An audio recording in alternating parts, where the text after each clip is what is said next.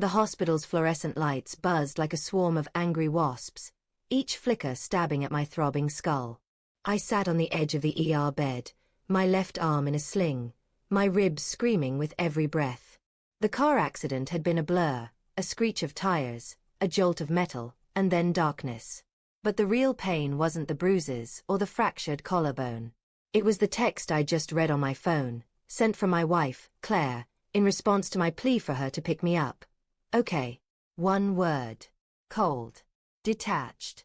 As if I were a stranger asking for a ride, not her husband of 8 years, bleeding and broken. I stared at the screen, my thumb hovering over the call button.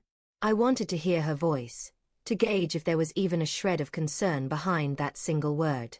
But something stopped me, a gnawing instinct that had been growing for months, whispering that things weren't right. Her late nights at work, her guarded phone, the way her eyes avoided mine when I asked how her day was. I'd brushed it off as stress, as her climbing the corporate ladder.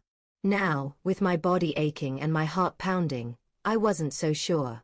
The ER was a cacophony of beeping monitors and hurried voices, but I felt utterly alone. I typed out another message. I'm in pain, Claire. Please hurry. I hit send and waited, the seconds stretching into minutes. My phone stayed silent. I pictured her in our cozy suburban home, maybe sipping wine, maybe scrolling through her phone, oblivious to the chaos I was in.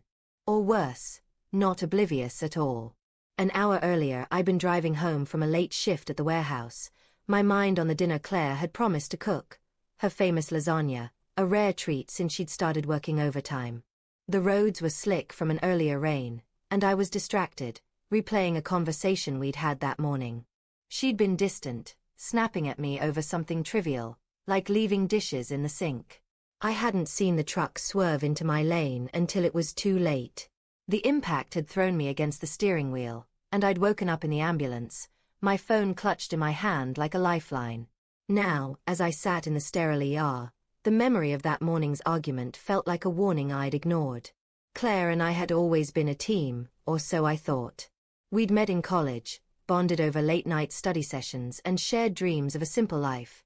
Kids, a dog, a house with a porch swing. We'd gotten the house, but the rest felt further away every day. Her ambition had taken her to a high-powered marketing firm, while I stayed at the warehouse, content with steady hours and a paycheck that covered our bills.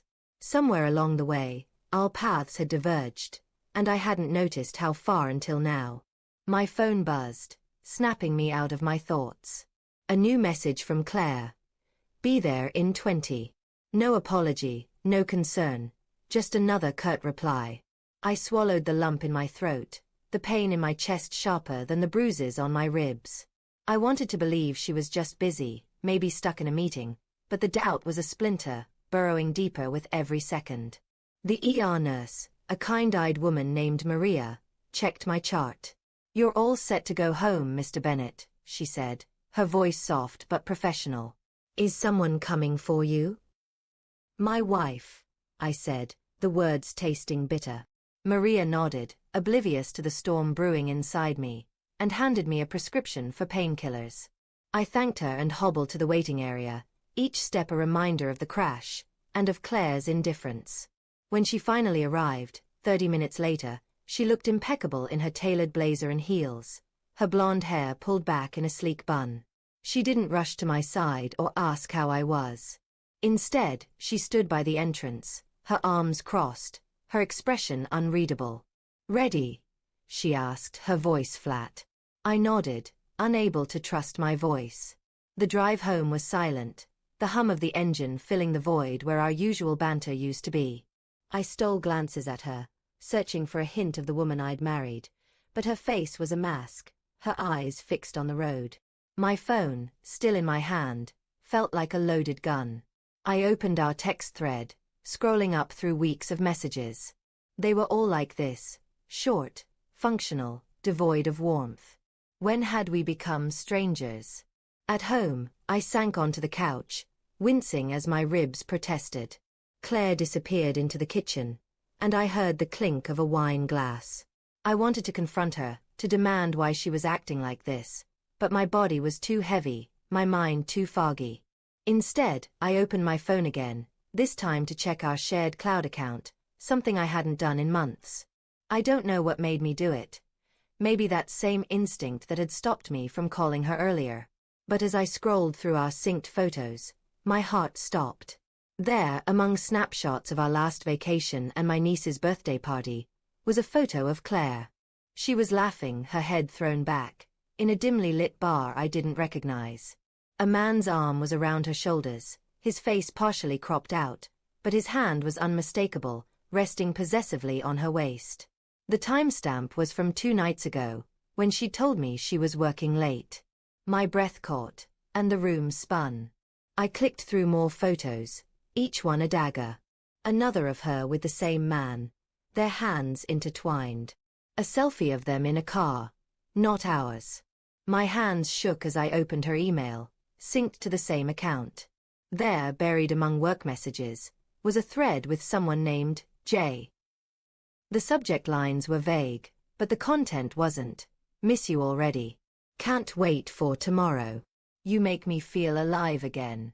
My stomach churned as I read on, each word confirming what I'd been too blind to see. Claire walked back into the room, wine glass in hand. You need anything? She asked, her tone clipped, as if I were an inconvenience. I held up my phone, the screen glowing with the photo of her and the stranger. Who is he?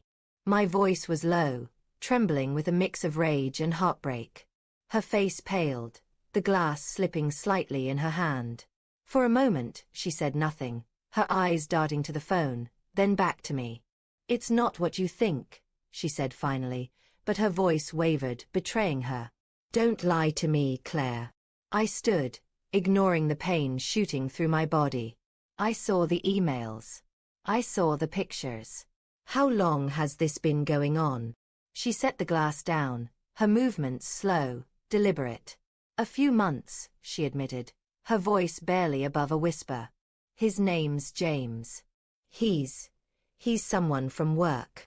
The confession hit me like a second crash, the impact worse than the truck that had totaled my car.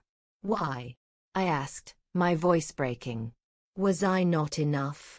She looked away, her jaw tight. It's not about you, Tom. I don't know. I got lost. Work was everything, and you were here always the same. I needed something else. Her words were a blade, slicing through 8 years of promises, of shared dreams. I wanted to scream, to throw something, but all I could do was sink back onto the couch, my strength gone. You could have talked to me, I said. You could have tried. I know, she whispered, tears in her eyes now.